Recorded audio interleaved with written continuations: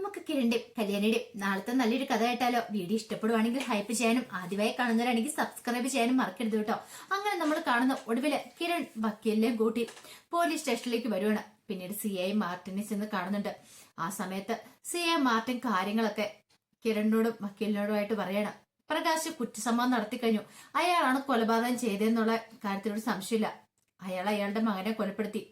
അത് കേട്ടപ്പോ കിരൺ പറഞ്ഞു, അത് പിന്നെ സാറേ, അച്ഛന് ചിലപ്പോ എന്തെങ്കിലും ഒരു കയ്യബദ്ധം പറ്റിയതായിരിക്കും. കയ്യബദ്ധം പറ്റിയതാണ്, അതങ്ങനെ പറയണ്ടേ? അല്ല സാറേ, അതിന് എന്റെ ഭാര്യ അവരെയൊക്കെ കൂട്ടിക്കൊണ്ട് വന്നിട്ടുണ്ടെന്ന് അറിയാൻ കഴിഞ്ഞല്ലോ. അതിന് അവരൊന്നും തെറ്റും ചെയ്തിട്ടില്ല, നിരപരാധികളാ. അറിയാം, അവരൊക്കെ നിരപരാധികളാണെന്ന് അറിയാം. പക്ഷെ ഞങ്ങൾ അവിടെ ചെന്ന സമയത്ത് അവരൊക്കെ ഉണ്ടായിരുന്നു പ്രകാശിന്റെ കൂടെ.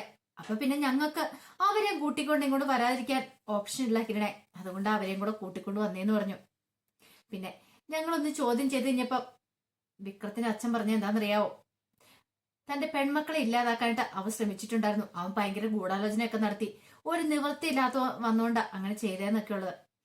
കിരൺ പറഞ്ഞു, സാറേ, ഒരു കാരണവശാലും അച്ഛന് ജയിലിലേക്ക് പോകാൻ പാടില്ല. അച്ഛന് കുറെ ആരോഗ്യ പ്രശ്നങ്ങളൊക്കെ ഉണ്ടെന്ന് പറഞ്ഞു. അതേ സമയത്താണ് കല്യാണിയും കാദംബരിയും ഒക്കെ കൂട്ടിക്കൊണ്ട് ഒരു കോൺസ്റ്റബിൾ ഇങ്ങോട്ട് വരുന്നത്. കിരണിനെ കണ്ടു കഴിഞ്ഞപ്പത്തേനും കിരണേട്ടാന്ന് പറഞ്ഞുകൊണ്ട് കല്യാണി ഓടിപ്പോയി കെട്ടിപ്പിടിക്കണം. ആ സമയം കിരൺ പറഞ്ഞ്, നീ വിഷമിക്കാതെ, സങ്കടപ്പെടാതിരിക്കാൻ പറഞ്ഞ് ആശ്വസിപ്പിക്കുക. കിരണേട്ട, അച്ഛന്റെ കാര്യം നോക്കാൻ വേണ്ടിട്ടല്ലേ വക്കീലിനെ കൊണ്ടുവന്നിരിക്കുന്നേ. ജാമ്യം എടുക്കണം, അതിനു വേണ്ടിയാ ഞാൻ വന്നിരിക്കണെന്ന് പറഞ്ഞു. അപ്പോഴേക്കും CA പറഞ്ഞു, ജാമ്യം കിട്ടുക അത്ര എളുപ്പമുള്ള കാര്യമില്ല കിരണെ. കിരൺ അറിയാലോ, പ്രതി കുറ്റസമ്മതം നടത്തിയ സ്ഥിതിക്ക് ഇവിടെ നിന്ന് ജാമ്യം കിട്ടാൻ വഴിയില്ല. കോടതി ചെന്ന് ജാമ്യം മേടിച്ചോളാൻ പറഞ്ഞു. എനിക്ക് വിടാൻ സമ്മതമാണ്, പക്ഷെ അറിയാലോ പല നൂലാമാല പ്രശ്നങ്ങളൊക്കെ ഉണ്ടാവും പറഞ്ഞു. കിരൺ പറഞ്ഞു, സാറേ, ഒരുപക്ഷെ അച്ഛൻ അങ്ങനെ ചെയ്തിട്ടുണ്ടെങ്കിൽ അതിന് പിന്നിലെ ചേതോ വികാരം എന്താന്ന് ഞങ്ങൾക്ക് അറിയാനായിട്ട് സാധിക്കും. കല്യാണിക്കോ കാർത്തികോ കാദംബരിക്കോ എന്തേലും ആപത്ത് സംഭവിക്കുന്ന കരുതി മാത്രമാണ് അങ്ങനെ ചെയ്തിരിക്കുന്നത്. അപ്പൊ വലിയൊരു അപകടം ഒഴിഞ്ഞു പോകുകയല്ലേ ചെയ്തേ. പിന്നെ എന്തിനാ എന്റെ അച്ഛനെ കസ്റ്റഡി എടുക്കാന്നൊക്കെ പറഞ്ഞ് വാദിക്കുന്നുണ്ട്.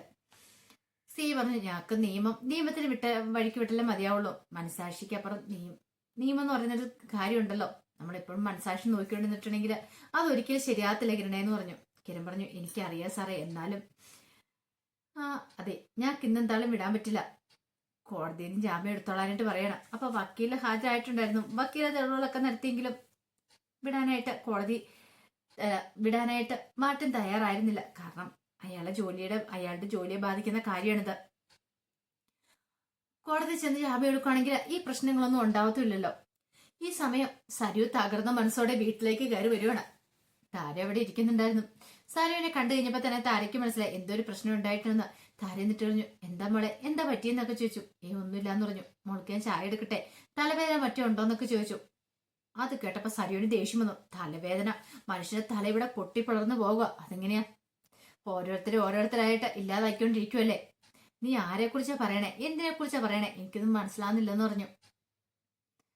അത് കേട്ട് കഴിഞ്ഞപ്പോഴത്തേനും സരി പറഞ്ഞു, ആരെ കുറിച്ചാന്നോ? എന്നെ ഒന്നും പറയിക്കാതിരിക്കുന്ന ഭേദം. ആ വിക്രം ഉണ്ടല്ലോ, അവൻ മരിച്ചെന്ന് പറഞ്ഞു.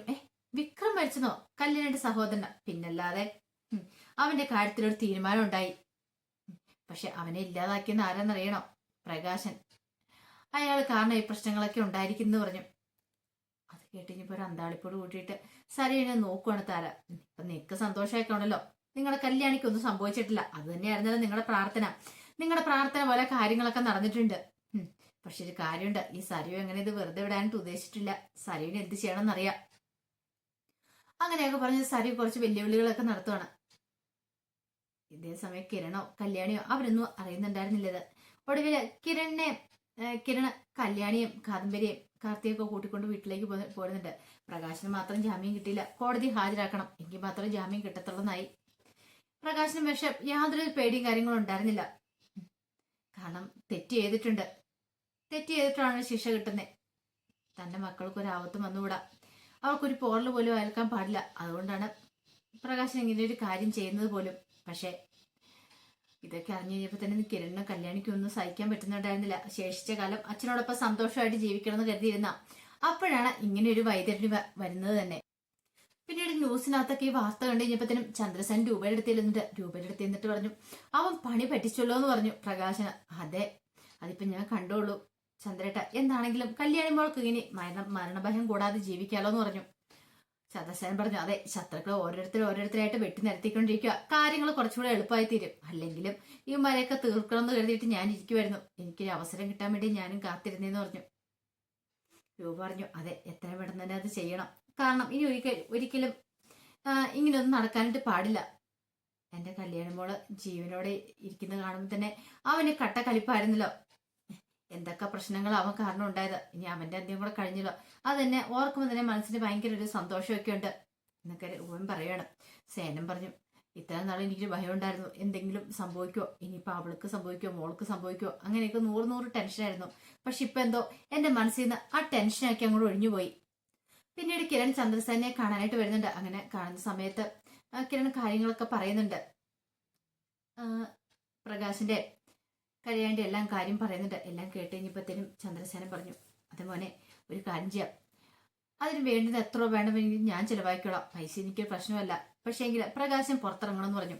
കിരൺ പറഞ്ഞു, അതിനച്ഛൻ ഞാൻ ശ്രമിച്ചുകൊണ്ടിരിക്കുന്നത്, എത്ര വേണം ചിലവഴിക്കാൻ ഞാൻ തയ്യാറാ. പക്ഷേ എങ്കിൽ അച്ഛൻ നിരപരാധിയാണ്, അച്ഛൻ പുറത്തിറങ്ങണം.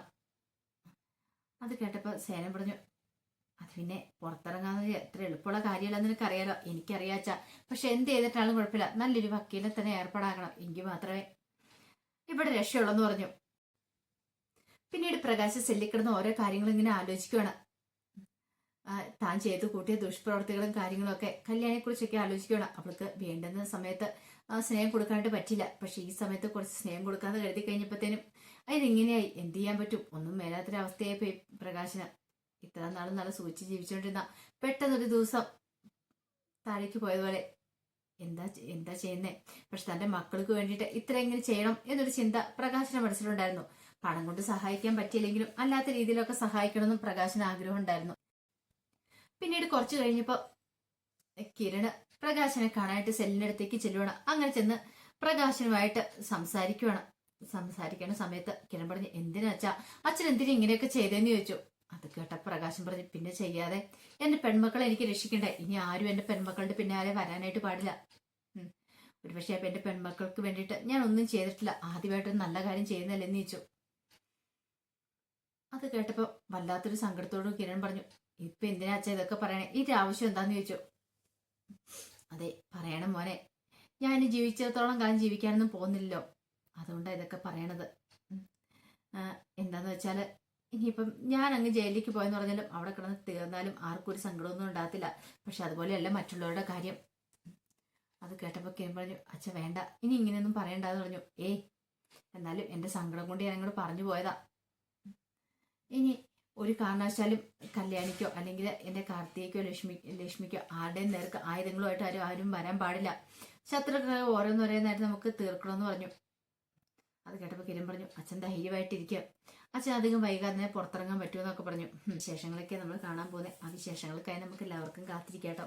ഒരിക്കൽ കൂടി എല്ലാവർക്കും ശുഭരാത്രി നേർന്നുകൊണ്ട് നിർത്തുന്നു.